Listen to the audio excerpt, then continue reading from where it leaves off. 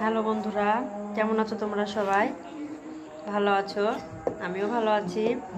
এগুলা কি বলো তো? দেখে মনে হচ্ছে বড়া, কিন্তু না, এগুলা হচ্ছে ফুলরি।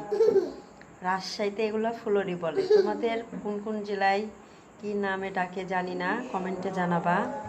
এটা হচ্ছে ফুলরি। এটা মাছ দিয়ে বলো, ইলিশ মাছ দিয়ে বলো, বা কোনো টক জাতীয় জিনিস দিয়ে বলো, রান্না করলে খেতে অনেক মজা লাগে। তো আমি এটা কিনে নিয়ে এসেছি টাটকা, এখন ঝোল করব। তো রান্না করে এসে তোমাদেরকে দেখাবো।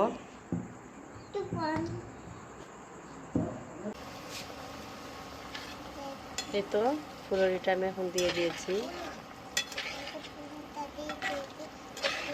ভালো করে এটাকে আমি এখন ফুটিয়ে নেব। এই যে একটা আম দিয়ে দিলাম, টক টক হবে তার জন্য। আসলে এটা আমচুর, ফ্রিজে আমচুর করা ছিল। এটা আমি এখন একটু ভালো করে রান্না করে নেব। এরকম আমার ফুলরি রান্নাটা হয়ে গেছে। আসলে এটা ঝোলই রাখতে হয়, না হলে ঝোলটা কমিয়ে ফেললে ঝোলটা অনেকটা কমে যায়। তার জন্য আমি ঝোল ঝোল শুদ্ধায় নামাবো। তো দেখো আমার এই তো ফুলরির তরকারিটা হয়ে গেল, গরম গরম। তো তোমরা এই ফুলরি কে কে খাও আমাকে বলবা।